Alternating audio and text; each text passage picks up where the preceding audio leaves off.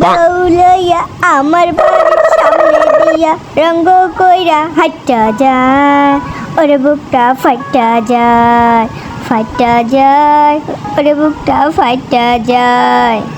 ও সেই সেই শিয়াল মামা, সেই গান বলেছ। তা তোমার এত কিসের কষ্ট শুনি? প্রতিদিনই দেখি বর্ষে যে তুমি বসে থাকো।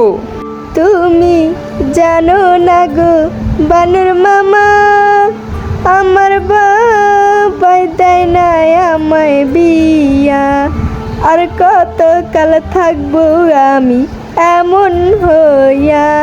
মাইরি মাইরি প্রতিদিনই বর্ষে যে আমি বসে থাকি, আমার যে বিয়ে করতে মন চায়, কিন্তু বাবা তো আমাকে বিয়ে দেয় না।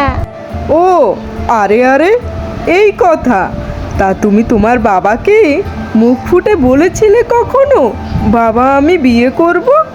না গো বানর মামা, সে কথা এখনো যে আমার বলে উঠতে পারিনি। বড় হয়েছি ঠিক আছে, কিন্তু শরম করে বাবার কাছে গেলে বাবা তো বলবে নির্লজ্জ বেহায়া একটা ছেলে বাবার কাছে আসে বিয়ের কথা বলতে। তাই বলে কি বাবা কি বোঝে না আমি যে বিয়ের সাজ সেজে বাবার কাছে গিয়ে প্রতিদিনই দাঁড়িয়ে থাকি?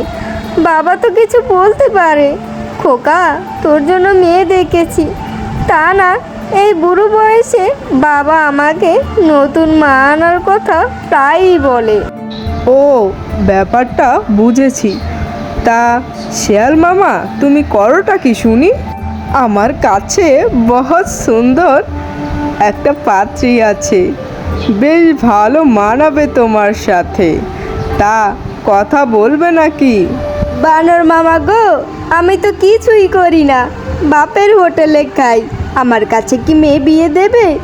তুমি কথা বলো, আমি আমার বাপকে নিয়ে যাব, আমি এক্ষুনি তোমার কাছে আসছি। তা বলো দেখি মেয়ে কোথাকার, দেখতে শুনতে কেমন? মেয়েটা দেখতে একদম রসগোল্লার মতো, তুমি দেখলেই যে পাগল হয়ে যাবে। তাহলে তুমি আজই তোমার বাবার সাথে গিয়ে কথা বলো, আজ সন্ধ্যায় না হয় তোমাদেরকে আলাপ করিয়ে দেব, তার কিছুদিনের মধ্যেই বিয়ের সাজনা বাজবে। বিয়ের বাদ্য বাজনা বাজাও রে, বিয়ের বাদ্য বাজনা বাজাও রে, হয় হয় শিয়াল মামার বিয়ে রে। ওইদিকে মিসকে শিয়ালের বাবা মাঠে গরুকে নিয়ে ঘাস খেতে দেয়, আর সে তার ছেলের জন্য বড্ড চিন্তা করতে থাকে। মিসকে তার 4 বউয়ের ভিতরে প্রথম স্ত্রীর সন্তান ছিল, তার কোনো বউয়েরই সন্তান ছিল না, শুধুমাত্র বড় বউই মিসকেকে জন্ম দেয়। আর সে এক কবিরাজের কাছ থেকে তাবিজ নিয়ে মিসকে হয়, কিন্তু মিসকের কিছু অসভ্যতা আর দুষ্টুমির কারণে কবিরাজ তাকে অভিশাপ দিয়ে দেয়, যার কারণে তাকে তার বাবা এখন বিয়ে করাতে চাইলেও তাকে যে বিয়ে করানো যাবে না, কারণ সে যে এক গাছ হয়ে থাকবে। এ কথা তো মিচকে জানে না, কিন্তু মিচকেকে তো বড় হচ্ছে, এখন তো তাকে বলতেই হবে। তাই তার বাবা সিদ্ধান্ত নেয় মিচকে এলে তাকে সব বলে দেবে। কিছুক্ষণ পর মিচকে বর সেজে তার বাবার সামনে উপস্থিত হলো, আর এসেই বলে ফেললো, বাবা তুমি কি কিছু বোঝো না নাকি? তুমি তো অনেক বছর মাকে ছাড়া একা আছো, তাও তো তোমার 3টে বউ এখনো বেঁচে আছে, আর আমি তো তোমার ছেলে। আমার 3টে না থাক, একটা তো বউ থাকা দরকার। তা তুমি কি দেখছো না আমি বিয়ে করব, আমাকে বিয়ে করিয়ে দাও। ওরে হারামজাদা, তুই আমাকে 3টে বউয়ের খোটা দিস? আমার তো 3টা বউ রাখার সামর্থ্য আছে, আমি কাজ করে খাই। আর তোর তো একটা বউ বিয়ে করিয়ে দিলে সেই বউকেও আমারই ভাত কাপড় দিতে হবে। তাহলে তোকে আমি বিয়ে করিয়ে আমার কী লাভ? তোরা দুইজন মিলে আমার ঘাড়ের ওপর বসে বসে খাবি। তাই তো তোকে আমি বিয়ে করাতে চাই না। বাবা, তাই বলে তুমি আমাকে বিয়ে করাবে না? করিয়ে দাও না বাবা, বিয়ে করিয়ে দাও।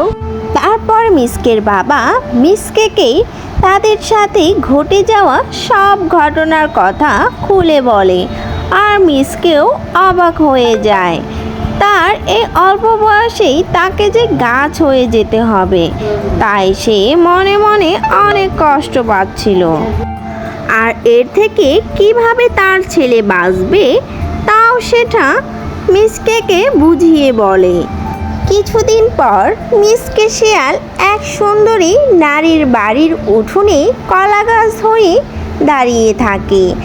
আর মেয়েটি সকালে উঠেই দেখে তার বাড়ির উঠোনেই হুট করে এক কলা গাছে, আর কলা গাছের শরীর বেয়ে বেয়ে অনেক পানি বের হচ্ছে। মনে হচ্ছে কেউ হয়তোবা কান্না করছে আমাকে দেখে। আমার না অনেক কষ্ট হচ্ছে এই গাছের ভেতর থাকতে। তুমি কি আমাকে সাহায্য করবে?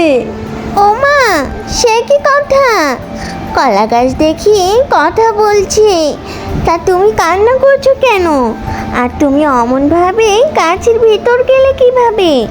তোমার বাড়ি কোথায় ভাই? আর তুমি আমার বাড়ির উঠোনেই কেন এসে পড়লে? তোমার অনেক কষ্ট হচ্ছে বুঝি? আমি না কারো কষ্ট সহ্য করতে পারি না গো। আমি কারো চোখে জল দেখলে আমারও চোখে জল চলে আসে। এই দেখো না, দেখো আমার চোখেও পানি এসে পড়েছে। তুমি বলো না কিভাবে তোমাকে আমি সাহায্য করতে পারি? আমি জানি তুমি অনেক দয়ালু, তাই তো সৃষ্টিকর্তা তোমার বাড়ির উঠোনেই আমাকে রেখে গেছে। আমাকে এক অভিশপ্ত জাদুকর আমাকে অভিশাপ দিয়েছিল অনেক ছোটকালে, আর তার অভিশাপ এখন আমি বড় হয়েছি আর আমার শরীরে লেগে গেছে, তাই তো আমি গাছ হয়ে গেছি। এখন যদি আমাকে এই গাছ রূপে কেউ বিয়ে করে তাহলেই আমি মানুষ রূপে হয়ে উঠতে পারবো, আর না হয় কোনো দিনই আমি মানুষ হয়ে উঠতে পারবো না। ও ভাই, তুমি চিন্তা করো না, আমি তোমাকে বিয়ে করব। আর শোনো, আমাকে তোমার ভাত কাপড় কিছু দিতে হবে না। তুমি শুধু আমাকে আমার এই বাপের ভিটায় থাকতে দিও। অনেক ছোটবেলায় আমার বাবা মা মারা গিয়েছে, সেই থেকেই আমি এই কুঁড়ে ঘরেই আছি। আজ না হয় আমাকে তুমি পাহারা দেওয়ার জন্য আমার বাড়িতেই থেকে যাবে। থাকো না তুমি গাছ, তো কি হয়েছে, আমরা স্বামী স্ত্রীতে আবদ্ধ হব। এই বলেই কিছুক্ষণ পরেই তাদের বিয়ের আয়োজন করে ফেললো। তুমি কি আমাকে বুঝে শুনে বিয়ে করছো? আমি কিন্তু এক অভিশপ্ত গাছ।